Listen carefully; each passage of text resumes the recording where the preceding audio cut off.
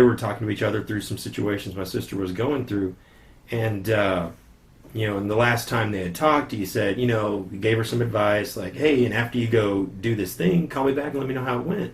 So she did the thing, and just didn't have time to call him that day, and like, oh, I need to call him, and just didn't call him that day. And 3 or 4 days go by, and then that incident happens. Yeah. And now you're left with that regret, that like missed opportunity almost, Mm-hmm. It's that exact same kind of thing. Just something completely out of the blue like that can take those opportunities away. So just like you're saying, man, if that thought pops in your head for even a split second, jump on it. Because it popped in for a reason. Nothing that pops in your head is errant and without cause. That's right. There's something that's putting it there. Jump on it. Act on it. If second guess it. Right, yeah. If it's a godly thing. Yeah, right. Well, and so even in that circumstance... Don't let Satan trick you. Yes, he will. Even if Satan's speaking into your ear, God's right there speaking into your other ear, I promise you. Yeah, he's on that You can choose to tune it out. He's on that other shoulder. It's like we talked about yesterday's show. It all comes down to choices, and that's one of those things. So as we move forward, one of the questions that always comes up after these kinds of scenarios is... how does, and this comes from Christians and non-Christians alike, how does God allow something like this to happen? How does God allow all these perfectly innocent people who did absolutely nothing to nobody, and that's generalizing, we don't know that, of course, but, how does God let tragedies happen? Why does he let tragedies happen? How could a good God, who's built on love and predicated on loving all these people, how could he let that happen? Well, it all goes back to, he gave us free will. God gave us free will to do what we want to do, whether we follow him or not. And when you're talking about a situation like this, I don't know who he was or what his cases were, but in most cases, I would say a sinful act was set upon him. Yeah. Maybe a demonic spirit. I don't know. Right. But the enemy got a hold of him. The enemy got a hold of him, and he made his free will act out on innocent people. Yeah, sure. So it wasn't God that caused it, or even could have stopped it. He gave us the power for free will to do what we need to do.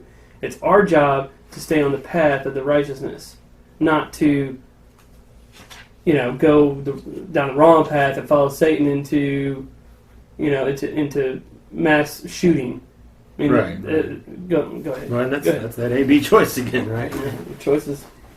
And if you think for a second that God is just up there going, all right, I love him today, and I'm gonna metaphorically screw him tomorrow, like you don't know Jesus at all, and you don't know God at all.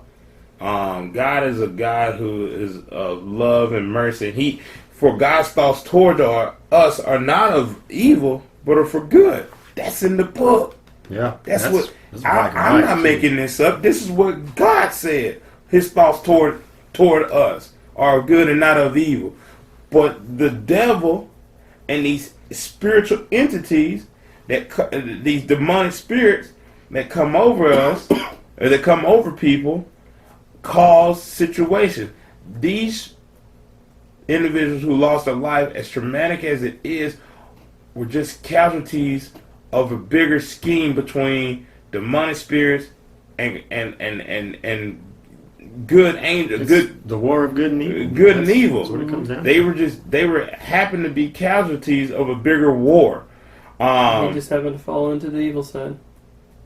But here's the thing: if you confess, dude, at the same token, if I were to lose my life tomorrow, as sad as that will be, I got to have faith, and I know that if I lose my life, my wife, my friends can see me. It is not gone forever.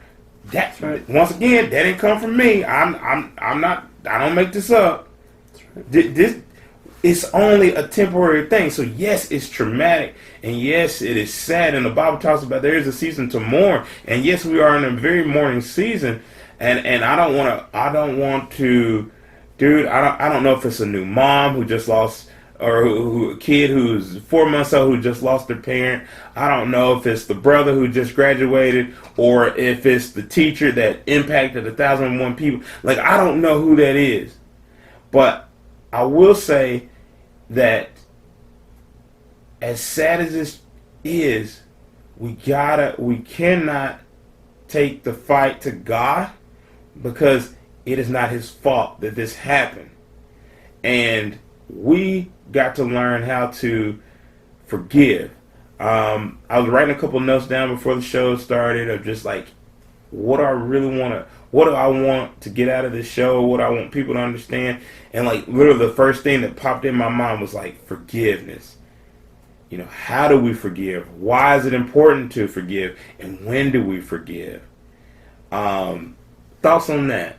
Thoughts, because I just want to talk about it. I tell you what, there are few things that are more Christ-like than a spirit of forgiveness, because it's one of the hardest things for us to do. I mean, when somebody wrongs you in a real serious way, and not even this is extreme. It's hard to forgive, right? Because that flesh gets a hold of you, man, and we want to hold a grudge, and we want to be angry, and we want to get retribution, and we want justice, right? That's what we want. But is bad stuff happening to them? Is that justice? Do you get any satisfaction out of that? Do you get closure out of that? Like, what is justice, right? I mean, bad things happen to the person that wronged you isn't justice for you. It's never enough.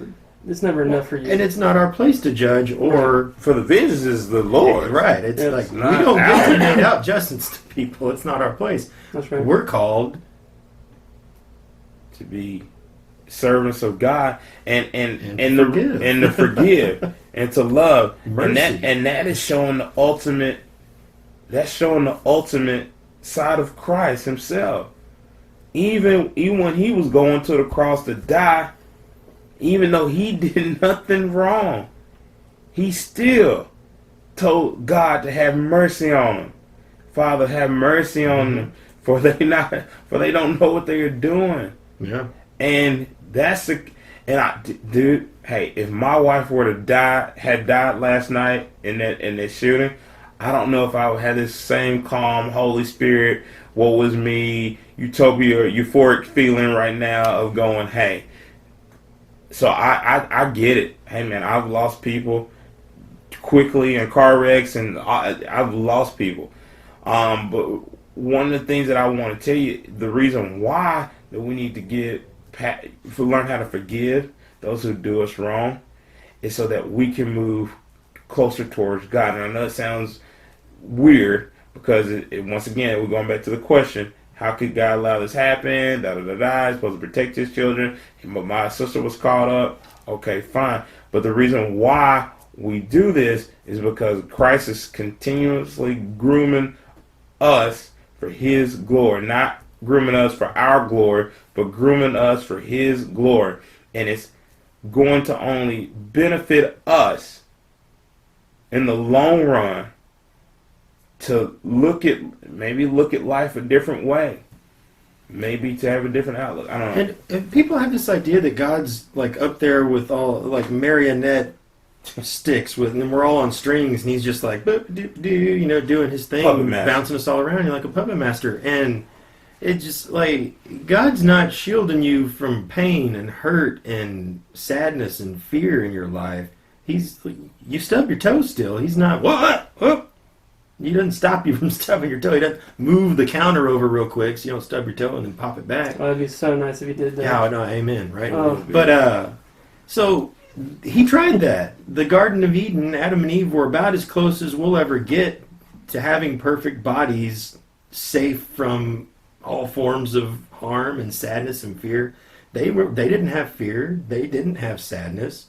They never got injured that I'm aware of. So they had that hedge of protection around them in a very physical way and an emotional way. And they still sinned. Mm-hmm. And if you look through the Bible, it's this whole series of God trying to figure out how to get these people to stop sinning, right? Without physically going in and doing the puppet master thing like we just talked about. Like, they've got to have free will. I gave them free will. I promised they could have it. They've got to have it. How can I get them to choose freely to not sin? And it's this whole book that explains the things that he's tried to get it to work. He's tried to manifest himself physically. He's tried to perform miracles for us in a very large scale way, and none of it's worked. And we come all the way fast forward to now, and people still just expect that he's going to part the Red Sea so we can cross it and do all these crazy things. And that's not how he operates. And when Jesus died on that cross and he said it was finished, that was everything, man. Everything that God was ever going to do for humanity has already been done. Like, there's not going to be a second Christ that's going to come back and beg us and twist our arm to go, all right, follow me or else. He's not going to do that. Because the Bible talks about we wake up with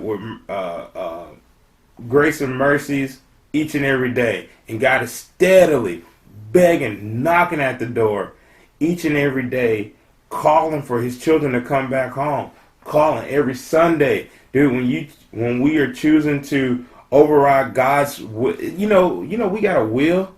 It's our will. Our will is so strong. That's the only thing that can stop the word of God from moving forward in our life. Our will.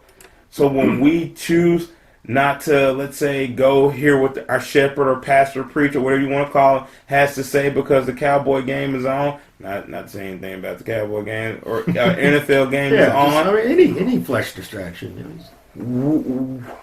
Or we go and just to be a body, but the word is not reflecting in our hearts, and we find ourselves scrolling on Facebook, we find ourselves on Twitter, we find ourselves being distracted by the cute lady on the second aisle or the cute gentleman on the second aisle, for all the ladies in the audience. Whatever the case may be, God is steadily knocking at the door, begging for us to get in our rightful spots, because his thoughts for us are of good and not of evil. And I know, dude, hey, there's going to be a lot of hurt. Our nation is suffering from hurt. It seems like we are living in one of the most offensive times in our society. It's almost a narcissistic baby bullying. What is baby bullying?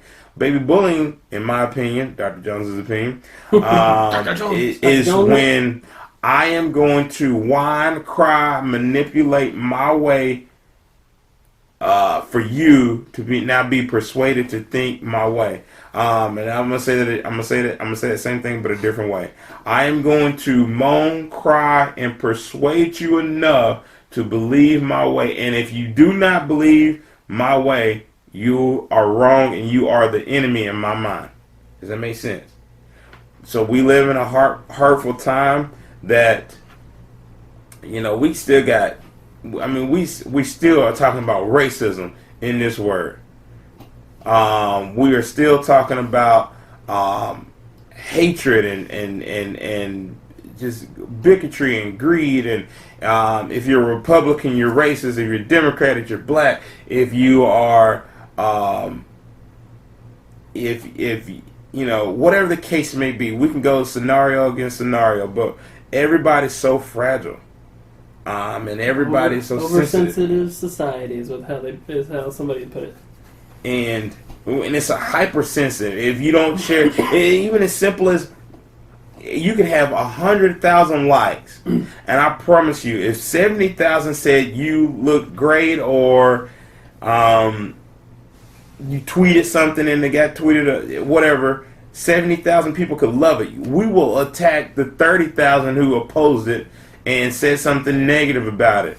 And not only that, well, then we'll go and get on their page and dictate something what they say or make a funny of that. So we are caught up as almost as social junkies, that we are not looking at God's will or way for us. And then yet the only time we want to put God in the forefront of something or slow down to see God is when something is chaotic.